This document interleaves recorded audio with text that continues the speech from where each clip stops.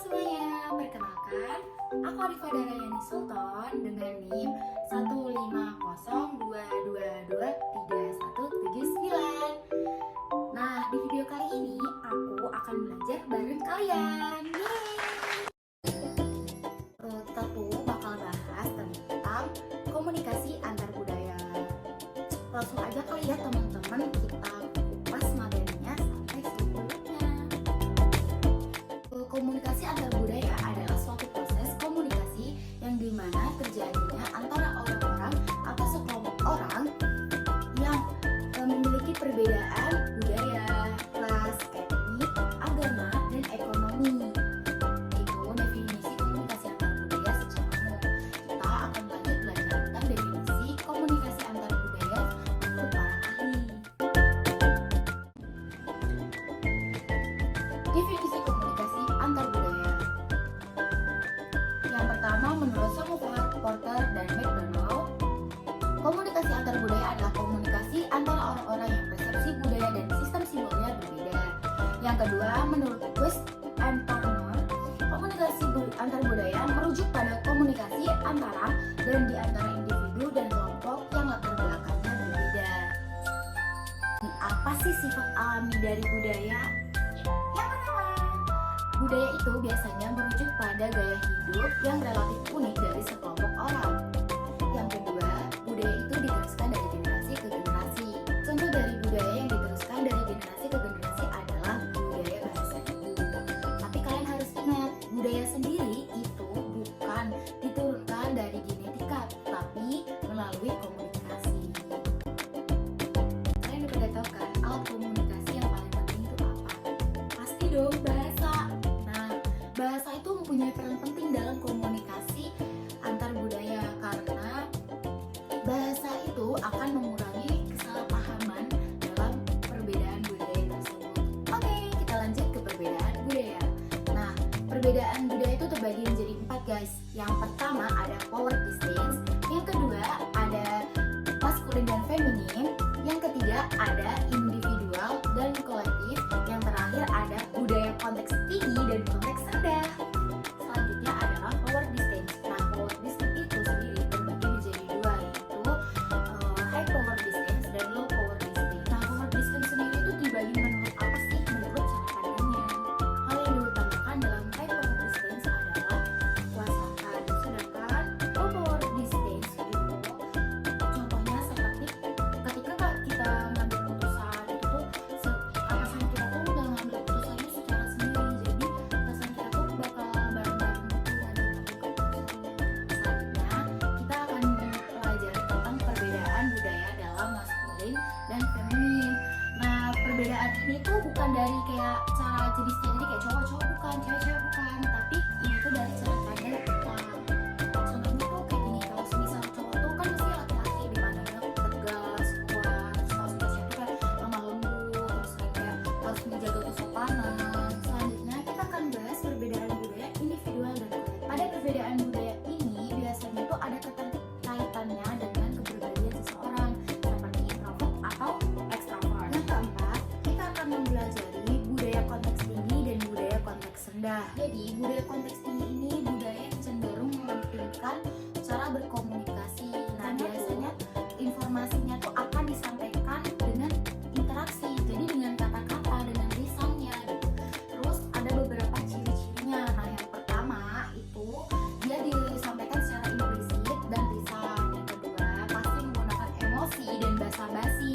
Terus informasi yang ditukarkan tuh informasi non verbal, dan suasana yang dibangun itu suasana non formal. Kalau tadi penjelasan tentang perbedaan budaya konteks tinggi, sekarang kita beralih ke perbedaan budaya konteks rendah. Nah, budaya ini itu cenderung mementingkan isi komunikasinya, gitu, informasinya. Jadi budaya konteks rendah ini biasanya pesan verbal yang mengandung banyak informasi dan dia tuh jarang tertanam ke konteks atau pesertanya. Ada juga ciri-ciri budaya konteks rendah.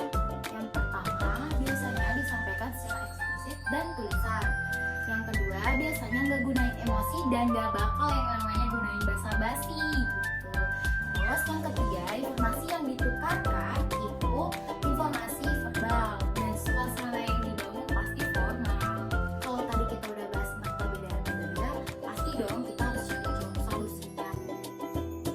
Jadi, aku akan menyebutin 5 cara untuk meningkatkan komunikasi antar budaya. Yang pertama, itu kita harus mendidik diri kita sendiri dengan memperbanyak informasi tentang budaya dan menghilangkan rasa takut.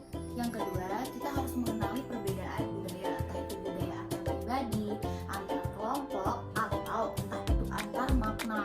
Karena budaya itu nggak cuma satu, dan budaya itu kan meluas ya sifatnya. Yang ketiga, hadapi stereotip.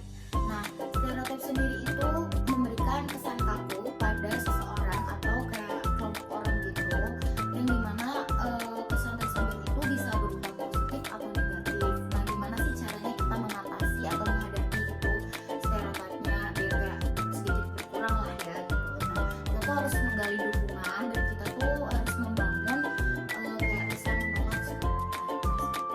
Cara yang keempat yaitu kurangi etnosentrisme. Etnosentrisme itu apa sih? Nah, etnosentrisme itu merupakan mengevaluasi atau memberi nilai budaya seseorang dengan standar budaya kita. Oke, lanjut. Gimana sih caranya kita untuk mengurangi etnosentrisme? Pertama, kita harus bersikap toleransi. Terus yang kedua, kita harus mengurangi sikap fanatisme kita yang berlebihan. Dan yang terakhir, kita harus menumbuhkan sifat empati. Cara yang kelima adalah bila terjadi culture shock, maka kita harus mengelola hal tersebut. Culture shock merupakan perasaan yang merujuk pada reaksi psikologis seseorang yang mengalami perbedaan budaya dengan budaya biasanya. Sebenarnya ini tuh sangat normal guys, karena masyarakat atau kita sendiri yang mengalami adanya perbedaan budaya tersebut. Gimana sih cara mengatasi culture shock? Nah, yang pertama kita harus terbuka dulu pola pikirnya, terus kita juga harus membangun relasi, dan gak lupa kita juga harus bertukar pikiran atau kita meminta saran kepada orang lain gitu.